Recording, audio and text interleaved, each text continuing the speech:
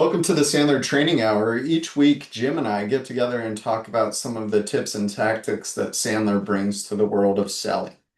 Now, one of the main components that you'll run into related to Sandler is this concept of pain. Pain mapped onto the traditional selling system, as you might understand it, is instead of doing benefit statements, we're inverting those to focus on what is the thing that speaks to the prospect that you're engaging with.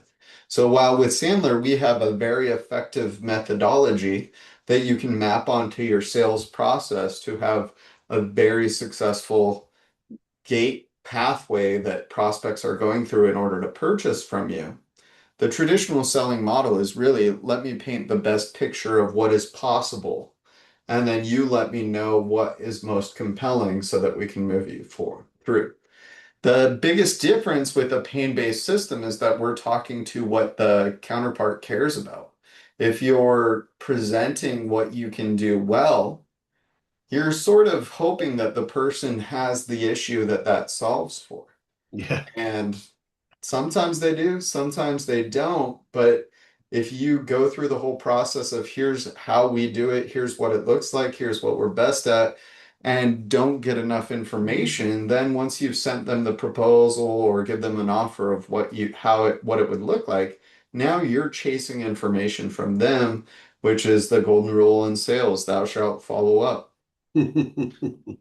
But today, I thought we'd spend some time, Jim, focusing on pain in general, and specifically the third level of pain. So for those of you who are unfamiliar, first level is symptoms. Why are you in here today? Second level is business impacts. And business impacts change from B2C to B2B.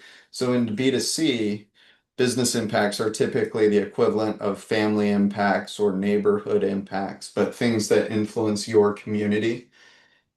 And the third level of pain is personal impact. And I thought we'd spend some time talking about the difference between personal impact for a consumer and personal impact for a B2B acquisition. So, Jim, kick us off. What do you think when it comes to personal impact? Well, I think the first step is to recognize the fundamental difference between those two arenas. Mm, If you're in a business to business sale, you're helping facilitate the buyer spending other people's money. yeah. If you're in a business to consumer, you're helping the buyer spend their own money. And there is a significant change in the way we approach pain depending on who's footing the bill. And I think recognizing that, well, one of the overarching influences you'll find in a business to business sale is most of the personal impact is about how other people perceive me, Yeah. how I will be perceived in the marketplace with my peers, what will my boss think? And the areas of caution that keep people in a business to business sale from finding personal impact is they really don't have internal permission to ask the questions that are related to what impact does this decision make in the perception of those in your inner circle regarding your performance within the organization.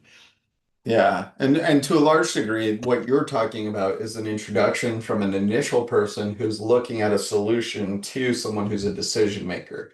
And if you connect this with referrals, 80% of people will give referrals or introductions. They just need to be asked for it.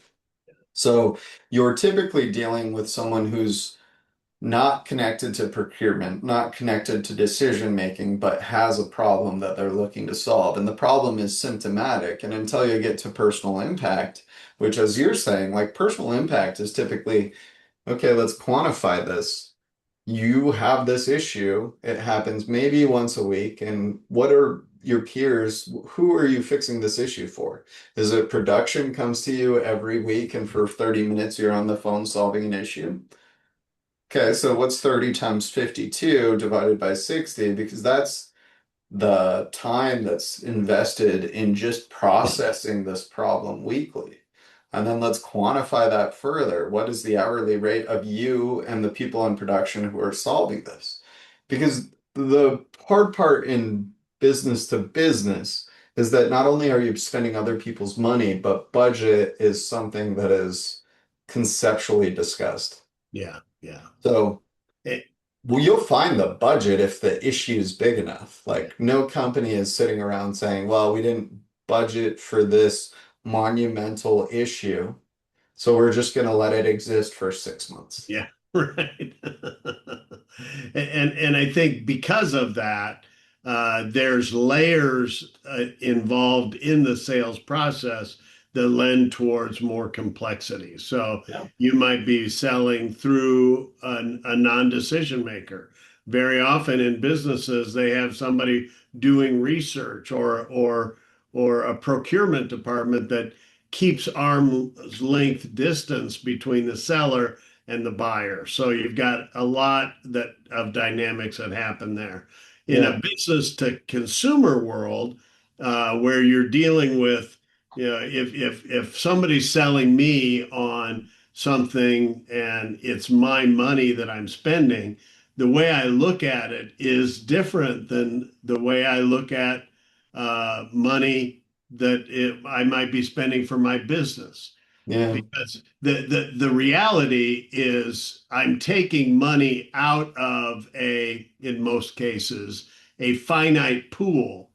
And some of that money may be allocated to other things that carry a higher priority. So Yeah. now we have external influences that if we don't get those clear by asking questions, we'll never be fully equipped to really understand what the buyer's struggle is.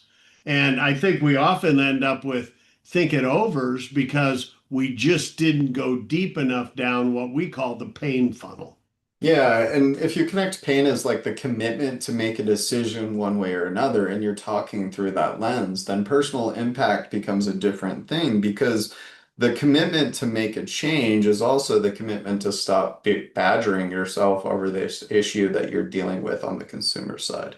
And to your point, we're dealing with a different pool of money, but typically sellers who enter the equation think about it similarly to selling to a business. Yeah. It's very rare that a business to consumer seller is comfortable in the investment conversation.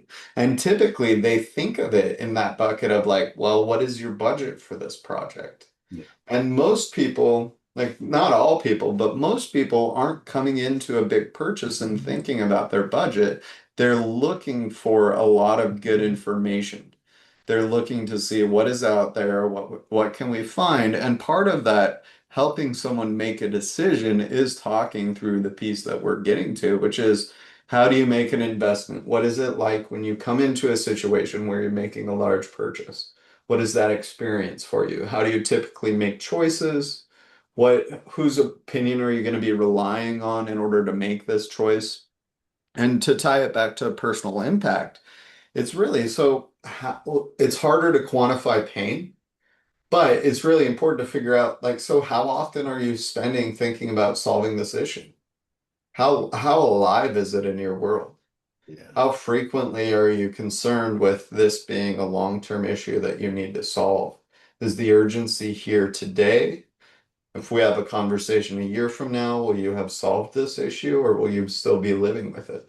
All of those pieces of the personal impact that you're trying to pull out of the consumer is really the opportunity for them to paint the picture of their experience with purchases in general. Because like helping someone make a decision is understanding how they make a decision. Yeah, on a business to consumer role, one of the advantages the seller has is that they're talking to someone who has ultimate responsibility over not only the decision to be made today, but Yeah. the sub decisions that will influence it. Like for example, if you're thinking about upgrading something within your home and it's not broken, but it's 20 years old. Now you have a choice to make. Do I live with the risk of something that I know has exceeded its lifespan, wait for it to break? Or do I be proactive? Yeah. There's no single point of ownership of any issue in a business to business sale. Usually there's multiple parties that have a different stake in the outcome. And if I don't identify each player's specific pain point or their compelling reason, then I'm going to leave somebody out of the loop who doesn't see the personal value, Yeah. and that can cost you the sale. So, Yeah. I mean, in the dialogue that we're having today, I think the biggest impediment to success here is giving yourself permission to ask the questions that get past the surface level into thoughts and feelings. Yeah. 100%. And we think about it as pain by persona. The biggest risk that most sellers do is that they're so focused on the current meeting that they forget that there are stakeholders in other locations who will influence this purchasing decision. Sometimes that's even true of the B2C conversation, where the stakeholder, I mean, most sellers are really good at getting a partnership together. But there may be some hidden stakeholder that you're just unaware of. And if you don't do your due diligence to ask questions, then you miss what is the compelling reason to get Frank, who's not in the room, on the same page, Yeah. and what are the obstructions or objections that they have that we should talk through, because that becomes an important component. So an easy starting point to look at pain by persona, think through what are some of the titles that you're selling to. Even if you're on the B2C place, I think this is important because the business acumen that the person that you're selling to brings to the table is based on their role and experience. I Yes. mean, if you're running a remodeling firm, you're selling remodeling, and you're dealing with someone who's a contractor, chances are they're going to try and boil you over the coals of numbers.